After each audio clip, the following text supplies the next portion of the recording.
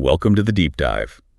You know, if you want to stop a bank robbery, you wouldn't blow up the entire city, right? You just cut the bank's communication lines. Exactly. So today we're looking at how researchers are trying to cut the molecular phone lines of one of the most aggressive, lethal cancers on Earth. Mm. Have you ever wondered how cancer cells actually get the signal to stop just sitting there and instead become, invasive and destructive? It's really one of the central questions in oncology, because historically, systemic therapies have essentially tried to just bomb the entire cellular city. Right. But if we can map the exact architecture of a cancer cell's communication network, well, we might find that taking out a single, highly specific tower neutralizes the whole threat. And that brings us to the research we are analyzing today. It's a really dense, rigorous molecular biology paper published in February 2026 in the journal Cell Death and Disease. The work is led by Vanessa Mancini and her colleagues at the Sapienza University of Rome. Yeah, and the paper is remarkable for its specificity. They aren't just looking at what a cancer cell does. They are dissecting the microscopic real estate on the cell membrane where those critical decisions are actually made. Our mission for this deep dive is to decode a really specific molecular alliance that drives pancreatic ductal adenocarcinoma, or PDAC. We're going to map out how this alliance functions and discover how dismantling a microscopic structure on the cell's surface could be the key to stopping the cancer from spreading. Okay, let's unpack this. To understand Mancini's findings, we first have to establish the environment. We are looking at the plasma membrane of a pancreatic cancer cell. Oh. You're likely familiar with the standard fluid mosaic model of the membrane, mostly a fluid bilayer of phospholipids. But the membrane isn't uniformly fluid. It actually contains these specialized, tightly packed microdomains called lipid rafts. Okay, let me make sure I'm visualizing this correctly. If the standard fluid membrane is like a crowded, chaotic dance floor, are these lipid rafts essentially like exclusive VIP lounges floating in the middle of it? That's a highly functional way to picture it, actually. Biologically, lipid rafts are rigid platforms. They are heavily enriched in cholesterol, sphingolipids, and a specific ganglioside marker called GM1. Got it. And because they're so densely packed by the cholesterol, they are much less fluid than the rest of the membrane. This structural stability makes them the perfect gathering place for signaling proteins. So the proteins that need to transmit complex signals into the cell, they group up in these rafts so their messages can be amplified. Correct. The raft forces them into close proximity. But in this paper, the researchers are tracking a rogue protein that is basically crashing that VIP lounge. It's a receptor called FGFR2C. Fibroblast growth factor receptor 2C.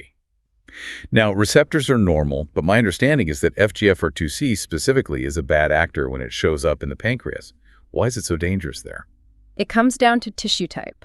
Under normal physiological conditions, FGFR2C is predominantly expressed in mesenchymal cells. Which are those are the flexible ones, right? Exactly. The cells that make up connective tissues, which are inherently designed to be somewhat mobile and flexible.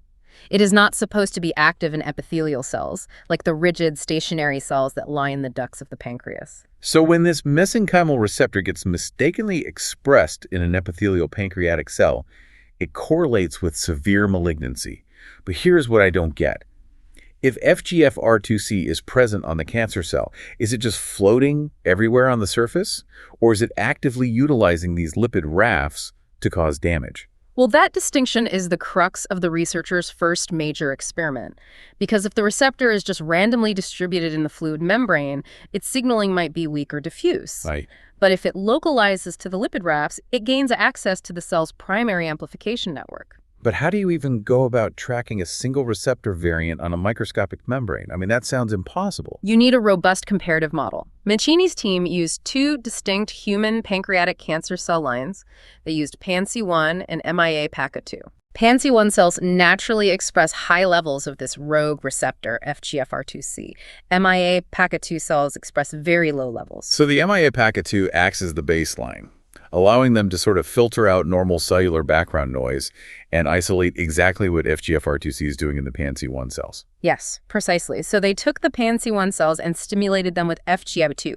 That is the specific ligand, or like the physical key, that binds to and activates the FGFR2C receptor. Okay, so they turn the receptor on. Right. And to observe the reaction, they use double immunofluorescence, which essentially color codes the membrane components under a confocal microscope. I know they use antibodies for this, but how do they distinguish between the raft and the rest of the membrane? They leveraged a known biological affinity. They used toxin B, which binds almost exclusively to GM1. Oh, that's that marker you mentioned earlier, the one that lives inside the lipid rafts. Exactly. They tagged the toxin B with a green fluorescent dye. Then they used specific antibodies tagged with a red dye to bind to the FGFR2C receptor itself. So in this visual setup, green indicates the lipid raft VIP lounge, and red indicates our road receptor. Yep. And when they looked at the unstimulated cells, the red and green signals were largely distinct. The red receptor was distributed rather evenly along the fluid parts of the membrane. Just kind of floating around. Right. But upon adding the FGF2 ligand to stimulate the receptor, the pattern shifted dramatically. The red fluorescence condensed into a dotted pattern that heavily overlapped with the green fluorescence, creating this intense yellow signal. Oh, wow. So the receptor actually moved. It wasn't just sitting in the raft from the beginning.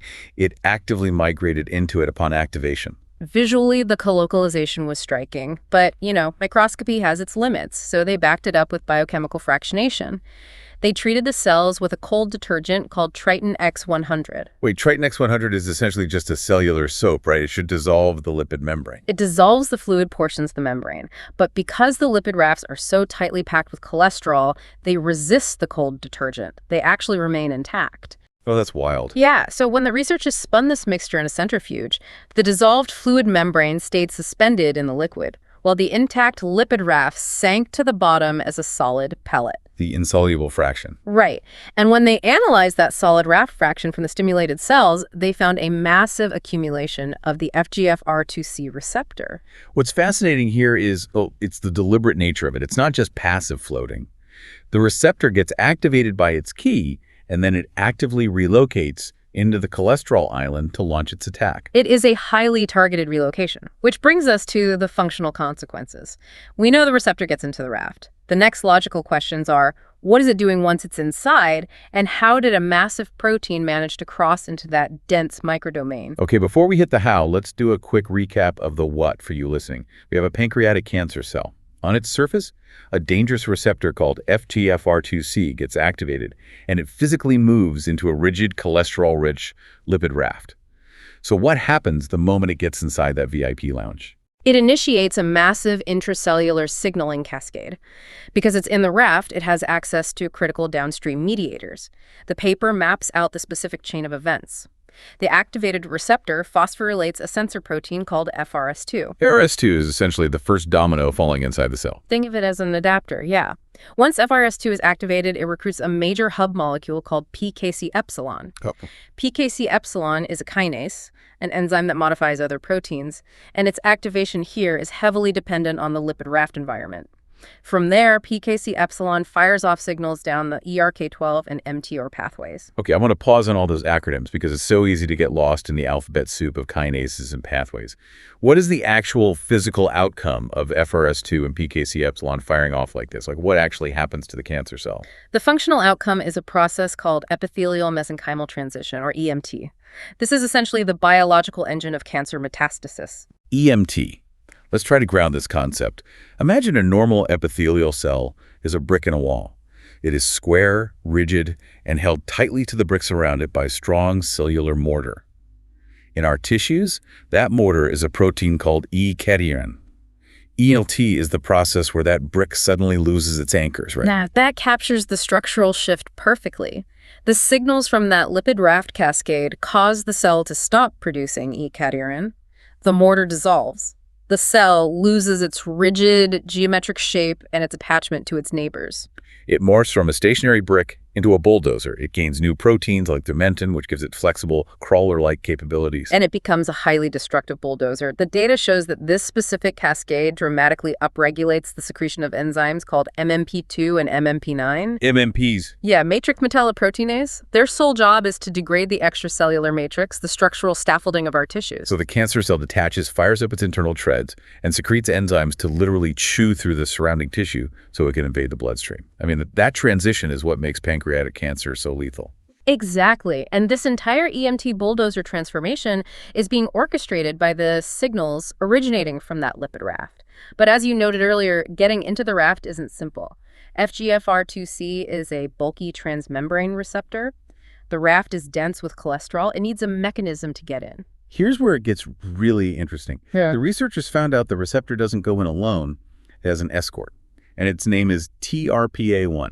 TRPA1 is a fascinating molecular player here. It's a transient receptor potential cation channel. In a normal physiological context, TRPA1 is a sensory channel found on nerve endings. Right. It detects cold temperatures and chemical irritants. It's actually the receptor that makes wasabi taste pungent. Wait, why is a pancreatic cancer cell using a sensory nerve channel to move a receptor? That seems completely counterintuitive. It speaks to how cancer co-opts existing cellular machinery for its own survival. In PDAC, TRPA1 isn't acting as a temperature sensor, it's acting as a structural tether. The researcher suspected TRPA1 was the escort, but, proving that two proteins interact in the chaotic environment of a cell requires a very specific approach. How do they actually prove these two are physically connecting? They utilized co-immunoprecipitation. You can think of it as a highly targeted molecular fishing expedition. Okay, I like that. So the scientists lyse, or break open, the cells to create a protein mixture. They then introduce an antibody hook designed to bind exclusively to the FGFR2C receptor. And when they pull the receptor out of the mixture, they are looking to see what comes along for the ride. Precisely. If TRPA1 is physically bound to FGFR2C, it will be pulled out of the solution alongside it. And the analysis confirmed it. Not only did they find TRPA1 attached to the receptor, but they also found the lipid raft marker GM1 in that same complex. Oh, wow. Furthermore, when they stimulated the cells with the FGF2 ligand, the physical bond between the receptor and TRPA1 actually intensified. They are a package deal, but correlation isn't causation, right? Did they do a knockdown experiment to prove the bouncer is actually required for entry? They did. They used small interfering RNA, or siRNA, to genetically silence the TRPA1 channel, completely stopping the cell from producing it. And what happened? The results were definitive. Without TRPA1, even when the FGFR2C receptor was fully stimulated by its ligand, it failed to relocate. The insoluble raft fractions remained entirely empty of the receptor. It was completely locked out of the VIP lounge. And because it was locked out, the downstream EMT cascade never triggered. TRPA1 is the mandatory escort for this oncogenic signaling. Okay, let's do another quick summary before we move to the final piece of the puzzle. Our rogue receptor, FGFR2C, binds to this ion channel, TRPA1. TRPA1 escorts the receptor into the dense, cholesterol-rich lipid raft. Once inside, the receptor triggers FRS2 and PKC epsilon, which act as the dominoes that dissolve the cell's anchors and turn it into a tissue-eating bulldozer. Which brings us to the therapeutic implications. If this trio, the receptor, the escort, and the raft, is so dangerous and efficient, what happens if we compromise the structural integrity of the raft itself? Sinking the raft, the researchers decided to target the literal foundation of these microdomains, the cholesterol. How did they do that? They employed a pharmacological agent called M-beta-CD, or methyl beta-cyclodextrin. I've read a bit about cyclodextrins. They have a very strange molecular shape, right? Yeah, they are cyclic oligosaccharides, essentially rings of sugar molecules. Their structure is unique because the outer surface of the ring is hydrophilic, meaning it loves water, but the inner cavity is highly hydrophobic, meaning it loves lipids or fats. So when you introduce this to the cell culture, it acts like a microscopic vacuum cleaner, specifically calibrated for cholesterol. The mechanism is exactly that. The M-beta-CD sits at the cell membrane and actively extracts cholesterol, sequestering it inside its hydrophobic core. That's incredible. By depleting the cholesterol, the tightly packed lipid rafts lose their rigidity. They dissolve back into the fluid ocean of the broader membrane. Sinking the rafts. So what happened to those aggressive PANC1 cells when their cholesterol was vacuumed out? The oncogenic signaling collapsed. Biochemical analysis revealed that the initial dominoes, the FRS2 phosphorylation and the PKC epsilon activation, were drastically repressed.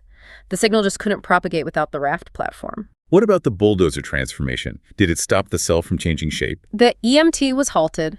The molecular markers confirmed it.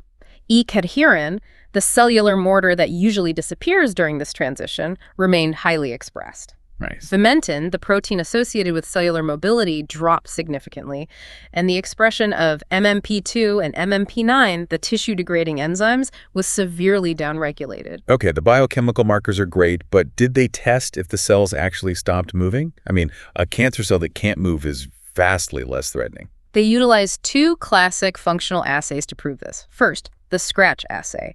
You culture a solid, confluent monolayer of cancer cells in a dish. Then you take a pipette tip and literally scratch a line down the middle, creating an empty gap. Under normal conditions, these aggressive pancreatic cells would rapidly migrate across the glass to close that wound. Yes. The stimulated PANC1 cells repopulated the scratched area very efficiently. But when they treated those same stimulated cells with M-beta-CD to disrupt the lipid rafts, the cells were paralyzed. The gap remained open. Their migratory machinery was broken. But crawling across flat glass isn't the same as invading dense human tissue. Did they test for true invasion? They did, using a Transwell-Boyden chamber. This involves an upper and lower compartment separated by a porous membrane. Okay, so they have to move through the pores. Right, but the crucial detail is that the porous membrane is coated with matrigel, which is a gelatinous protein mixture that mimics the complex extracellular matrix of real tissue. So it's not just a flat race, it's an obstacle course. They actually have to eat their way through the matrigel to prove they are invasive. Exactly, and the results were stark. The untreated cells easily degraded the matrigel and invaded the lower chamber. The cells treated with M-beta-CD simply could not do it. The invasion rate plummeted. By extracting the cholesterol and dissolving the lipid rafts, they completely neutralized the cancer's ability to invade. So what does this all mean for you listening? We've traced this incredible microscopic journey today.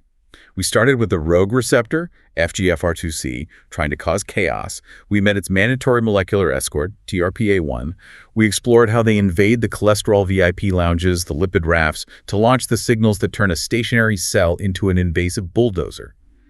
And we learned that if you sink the raft by removing the cholesterol, you stop the cancer in its tracks. If we connect this to the bigger picture, this research highlights a profound shift in oncological strategy. We are moving away from blunt force chemotherapy that just tries to poison DNA replication towards highly specific architectural disruption. Molecular sabotage. Precisely. It opens the door for targeted combination therapies. Imagine a clinical protocol that simultaneously blocks the FGF2 ligand, inhibits the TRPA1 channel, and mildly destabilizes membrane cholesterol.